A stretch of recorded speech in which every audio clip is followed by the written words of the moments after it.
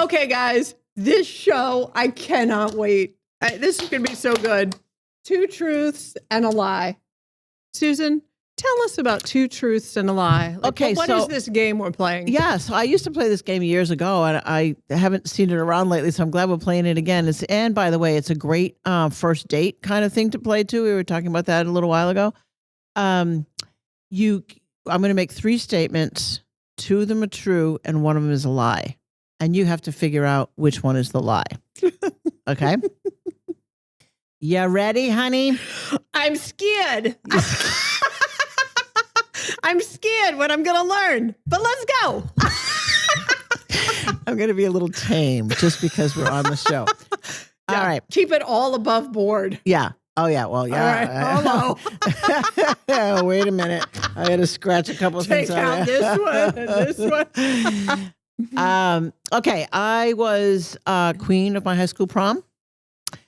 I have shot a rocket launcher, and I have eaten 1,000-year-old eggs.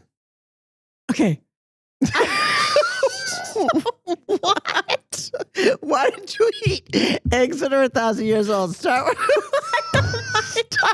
that. You eat eggs that were 1,000 years old? That would be a lie. That would be the lie. What? So you have... Is that your final answer? That's my answer. Okay, well, you're wrong. What? Yes. Who has a 1,000-year-old egg? It's just the name of the egg. It's not really 1,000 years old. It's the way they prepare it. It's a Chinese kind of a delicacy. Okay. Well, whatever. Okay, well, this is, okay, this is how the game works. Okay, I think that's a lie. That's a lie. This is how the game works. Okay. So you've shot a rocket launcher. Yes. Tell me about that. What? Well, don't you want to know what the lie is? Oh, yeah. Go ahead. I'm still going with the egg, but go ahead. Tell me what the real lie is. I want to say thank you for choosing the egg, because most people choose, and would be right, that I was never queen of the high school prom. Oh, I thought that was a slam dunk. I was like, of course you were high school most queen, people say prom, to me, whatever. You were never queen of the prom. And so thanks for thinking I could have possibly I think had a shot yes. at being queen of the prom. Yes. Okay, thanks, honey. Yes. Well, no, that never happened. But let's see how the thing works. Yeah. Yeah.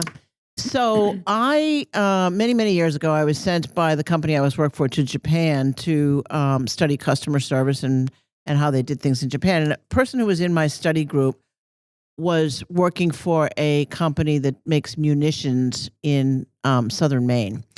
And so after we came home, we had a reunion at his place. And we were able to shoot off rocket launchers while we were there. And so anyway, that's how I got to shoot. That's amazing. Yeah. I would love to shoot a rocket launcher. Yeah. You know, being from West Virginia, I love shooting. Yeah. Like skeet shooting. Oh, you do? Shooting. You're probably good at it. Oh, yeah. Yeah. And if you have a cocktail or two, it makes it so much more fun. You just get the wing and then they flop around. No, it's clays.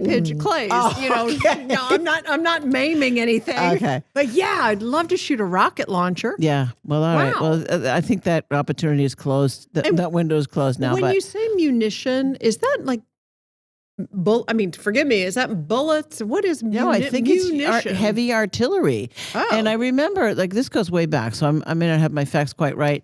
I remember there was some controversy because foreign entities of some renown, that would be a negative renown, wanted to buy supplies from this company. And then the Americans were faced with this fact of, like, you know, free trade, and why can't I sell my goods to Pakistan or Afghanistan or whoever it was? But we have to protect our own national interests or something. So I'll have to do some more research on that because I'm pulling it from way back. But yeah, so that's what they made there. So your 3 were rocket launcher, Queen of the prom. Prom queen, and the egg, the 1,000-year-old egg. Right. All right. So it's 0-1 now. Okay. Yeah. Are we keeping score? No. Okay. Not this round, but we will in the future. All but right, you're just 'cause learning. I'm just warming You're just up learning to how to this. lie. Right. You're I'm obviously not very good. My mother told me never lie. She said, I can see it in your eyes. I'm Right. like, oh. I know. So what are yours? All right. Here we go. Let me lower my voice. Okay. I used to have a crush on Andrea Bocelli. I have a 5 feet by 4 feet oil portrait of myself hanging in my home. And I am petrified of riding a bicycle. Okay. Yeah. You don't seem like the type that would have a 5 foot by 4 foot self-portrait hanging in her home. I just don't see you as being that sort of person. But I also think I've heard you say you've ridden bikes. So I kind of think that might be the lie. What was the first one again?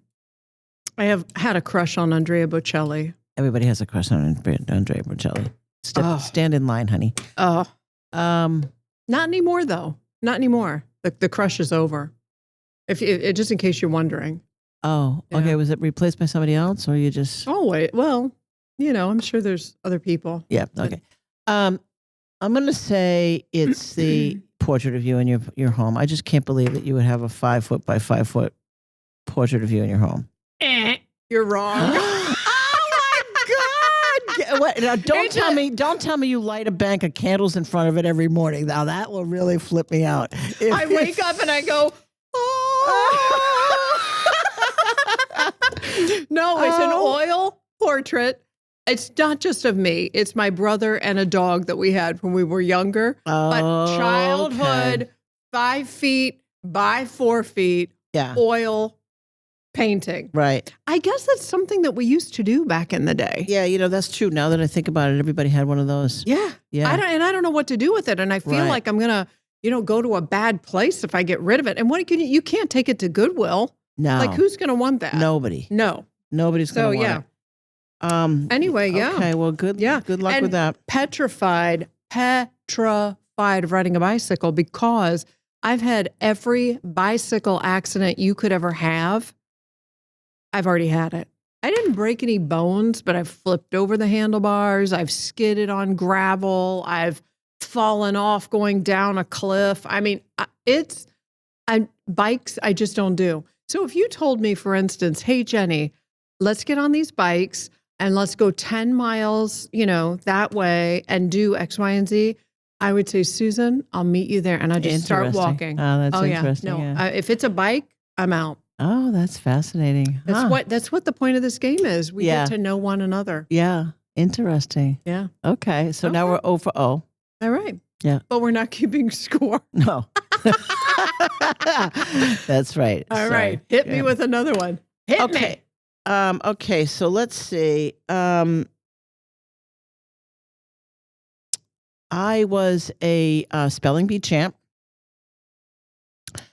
I was a whitewater rafting guide in northern Maine for 2 summers in a row. And I met Brad Pitt. Spelling bee champ. Nah. You were a spelling bee champ? Oh my No, not the one on TV. Woo!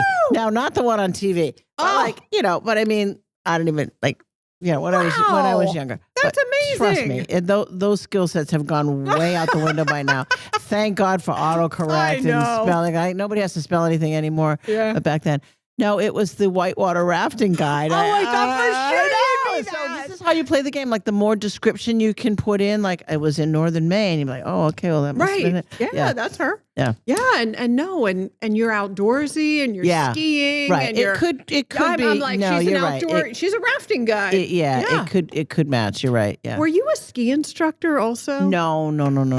Maybe somebody else. No, I was Okay. never that good. I was always a very solid intermediate skier. I was never like an expert or a double black diamond or any of those kind of skiers. But when I was skiing, I was a solid intermediate skier. Now I've taken it back up again, right? I'm back on the on the bunny Back slopes. on the slopes.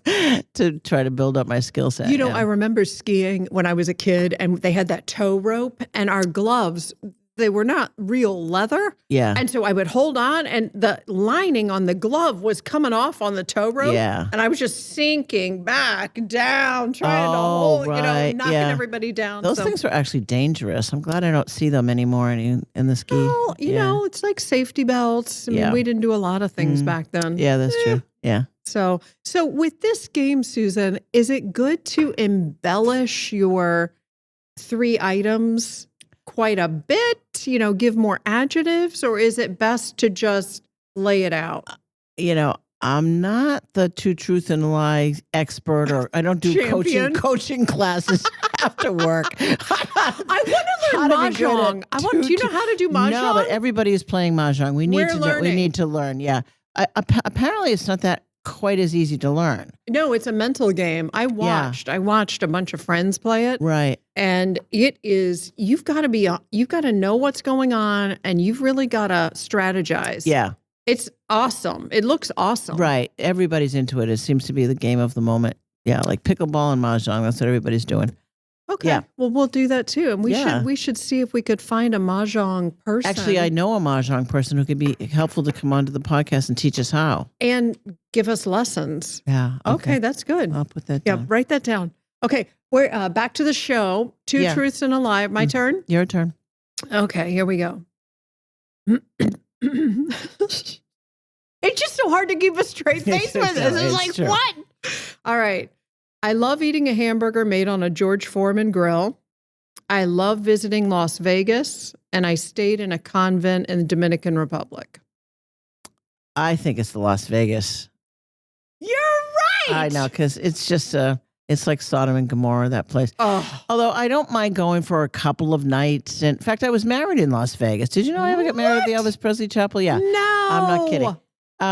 But I just find it to be, I don't even know the word. Like too much. It's just too much of everything. Too much people. Too much spending. Too much craziness. Yeah. But if really you go good for way. a couple shows, or you go to the Sphere, which everybody's talking about the Sphere, I want to do that. Yes. Yeah. I do too. I want to go to the Sphere. I think the Eagles are playing right now. Yeah, the Eagles are playing, and the Wizard of Oz, I think, is also there too. Yeah. Are you a Wizard of Oz person? Well, no, but you can imagine it in the Sphere where the tornado comes up, and I guess the sound effects is amazing, and then Toto gets taken out to wherever Toto goes. I don't know. And you know how you described Las Vegas? That's spot on. It's the land of excess. Yeah. Excess this, excess that. And I can do a little bit of that. Yeah. But I don't need it. I don't desire it. I don't want it. But the Sphere, check mark. Right. Don't you think that would be fun to do? Yeah. Yeah. And if Pearl Jam comes to the Sphere, I'll go to every show. Oh, okay. I'll just take 2 months off and just go see every show. Yeah. Well, we should definitely try to get there for something, because apparently it's an experience that we don't want to miss. That would be a fun girls trip. Yeah. George Foreman Grill, I have to give you a little background on that one. My parents had, I don't know if it was my mom or my dad, they had a George Foreman fetish. When I was cleaning out their home, I mean, we probably had 15 to 20 George Foremans. We had little ones, big ones, on stand ones. Why would you need so many? I don't know, but I think every time a new one came out with a new feature, they just bought it. Oh. They just bought it. But we had one on the back patio. Yeah. And I just remember going home. Dad would have burgers on the George Foreman. And all the grease falls in that little thingy-majiggy. And you can, anyway, it just brings back memories of summertime and my dad on the back porch, the George Foreman.